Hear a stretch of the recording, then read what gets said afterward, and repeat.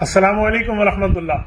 معزز دوستو، مکہ المکرمہ سے مدینہ طیبہ کے سفر کے دوران تقریباً 100 کلومیٹر سفر کریں تو ایک وادی آتی ہے، وادی عثفان۔ یہ وادی قدید سے پہلے ہے۔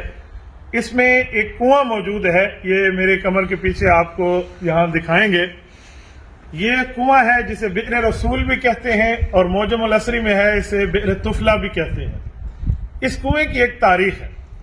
رسول اکرم صلی اللہ علیہ وآلہ وسلم حدیبیہ کے سفر میں جب یہاں سے واپس تشریف لے کر جا رہے تھے تو آپ علیہ الصلوۃ والسلام نے اس جگہ آرام فرمایا۔ یہ پوری وادی ہے، اگر یہ ساتھ آپ کو دکھا سکیں، یہاں رسول اللہ صلی اللہ علیہ وسلم اور حضور اکرم صلی اللہ علیہ وسلم کے صحابہ کرام نے آرام فرمایا ہے۔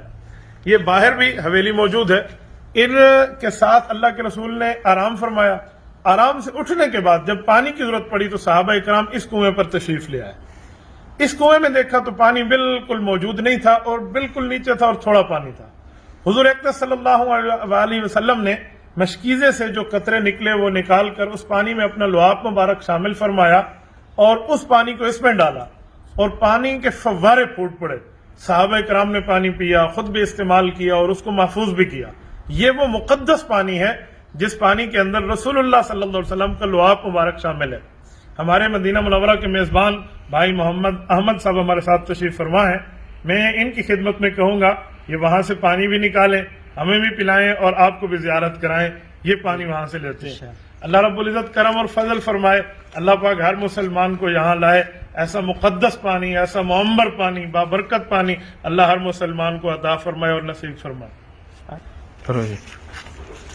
جی اللہ اکبر کبیرہ، بہت گہرا کنواں ہے اور اس سے یہ پانی موجود ہے۔ ماشاءاللہ ماشاءاللہ ماشاءاللہ، لا قوت الا باللہ۔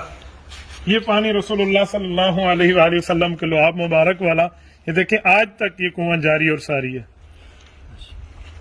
اس کے ساتھ ایک واقعہ تھا جو رسول اللہ صلی اللہ علیہ وسلم کی انگلیوں سے پانی نکلا تھا۔ اس پر بھی ایک شاعر کا شعر ہے کہ وہ تو صحرا میں پیاسوں کو پلا دیتے ہیں پانی، میرے نبی کی انگلیوں میں سمندر رقص کرتا ہے۔ تو اللہ رب العزت نے یہ چیزیں ہمارے پیغمبر صلی اللہ علیہ وسلم کے معجزات کو محفوظ رکھ۔